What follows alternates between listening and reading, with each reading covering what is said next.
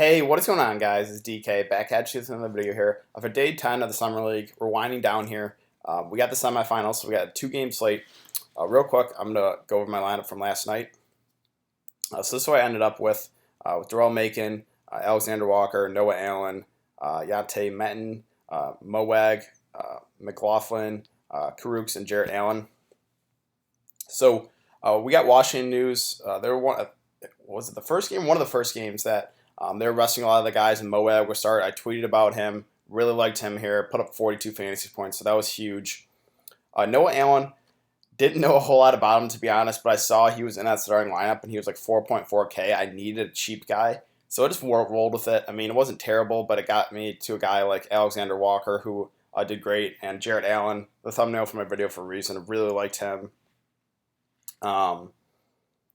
But yeah, other than that, I mean, I cashed, so it was a pretty solid night. Again, didn't take a zero. That was only the second time this Summer League that I have not taken a zero in my lineup. So let's see if we can keep it going here for this little 2-game slate.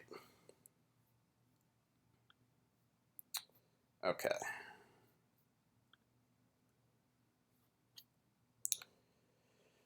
All right, so we'll start at point guard today. Frank Jackson. Fully expect him not to play. He's only played in the first game. Yeah, I mean, unless we get news that he's going to play, there's just no way you can target him. Josh Gray at 6.4, I think is okay here for Brooklyn. Probably going to play right around 25 minutes. It's been pretty solid too. Getting right around 25 to 30 fantasy points at 6.4K. That's a pretty safe option, I feel like. And McLaughlin here at 6.3. I do like this play a good amount. Akoji left the game last time due to an injury, so I expect him to be out. So that's going to be a boost to a lot of the other Minnesota starters. So this is a guy that has flash upside, even with Akoji in the lineup, 32, 41 fantasy points. Only 23 last night, but 6.3K, a guy that I do like here at point guard.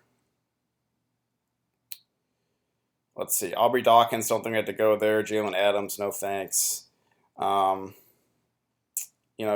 Guys like Tony CARR and Trayvon Blewett. I think I would lean towards Blewett here at 4.9.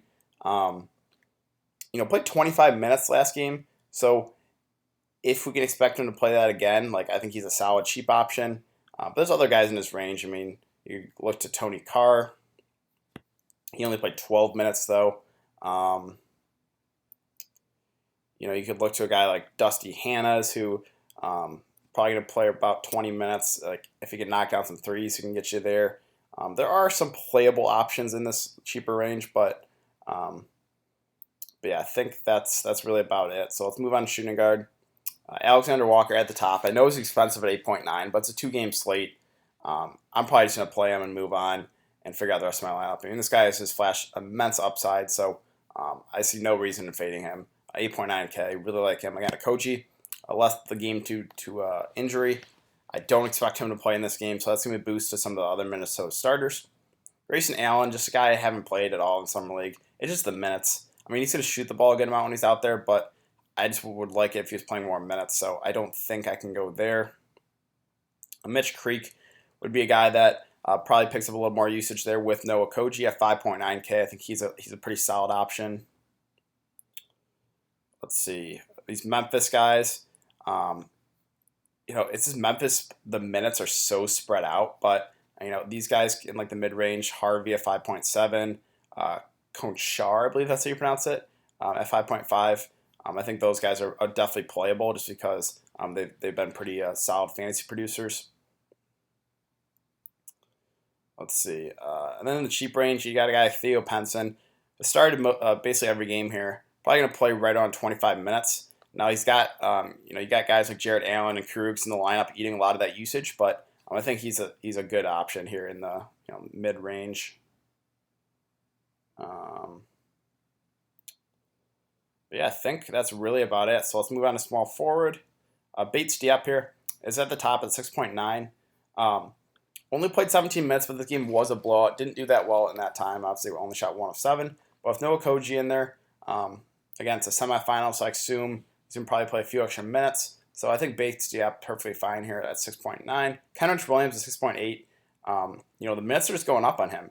It was 23, 21, 27, 31 last time out. I do like a lot of Pelicans today. KENRICH is one of them at 6.8K. Just a guy that's probably going to get you, right around 30 fantasy points. So at 6.8K, I think he's another solid option. Keelan Martin, maybe picks up a few extra minutes here with Noah Koji. A guy that has come off the bench but has been really productive. So I think he's definitely in play at 6.6K. I would like it if he starts. I'm going to wait for a starting lineup. Whoever gets inserted for a Koji probably gets the biggest minutes bump. Again, I really don't expect a Koji to play. If a Koji does play, I don't think I have interest in him. He's just, I go back to the shooting right here. It's just too expensive, 7.3K. He's more of a defensive-minded player, so I don't think I want to pay up for him. Musa here at 6.5. I think he's perfectly fine. Going to probably play right around 25 minutes or so. A guy that is productive when given minutes, but I don't know how many nets I want. I mean, I really like Jarrett Allen. I like KENRICH, so I don't want to load up on too many nets, but I think Musa is perfectly fine in the mid-tier range. Big B Williams, a guy that's going to come off the bench and be productive. Wasn't that good last time out in 17 minutes, only put up 12 fantasy points, but is like pretty solid guy when he gets minutes. So, but 6.2K, like that's pushing it.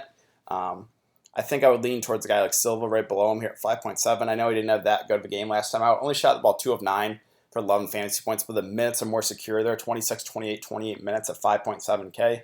The slate lacks some value, so Silva at small forward, I think looks very viable here. And then below that, I don't think we had to risk any of these Memphis guys. So let's move on to power forward. We got Brandon Clarke at the top at 7.5. Again, the Memphis guys, the minutes are just so spread out. Did play 25 last time out, but there was no Ivan RABB. RABB missed the game due to personal reasons. I think he was at a funeral. So that leads me to believe that RABB should be back for this game. Again, we haven't heard anything yet, but at 7.5K, again, he did have some pretty big upside last time out, 40 fantasy points, but I think there's better spend-ups, safer spend-ups like Alexander Walker and Jarrett Allen. So for that reason, probably not going to go with Brandon Clarke. And then you got CABOCLO here at 6.7. I would prefer him to Brandon Clarke for sure. Probably going to play close to 25 minutes. Again, the minutes are really spread out for Memphis, but CABOCLO probably will lead the team in minutes. A guy that played, a lot for them in the regular season, so I think he's a solid option here. KENRICH, same thing, a guy that played a lot of minutes for the Nets in the regular season. Probably will play right around 25 minutes or so. So I think he's another solid option. Let's see. So Ivan RABB, I'm not going to play him unless we get news that he will be there and will be active.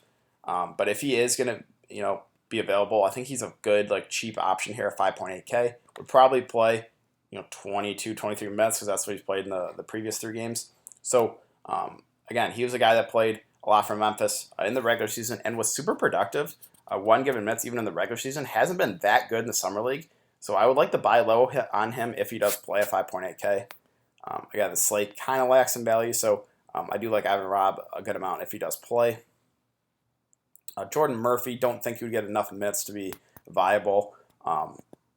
Yeah, I just 5.6K. I don't think unless he gets somehow gets into the starting lineup, but I don't see that happening.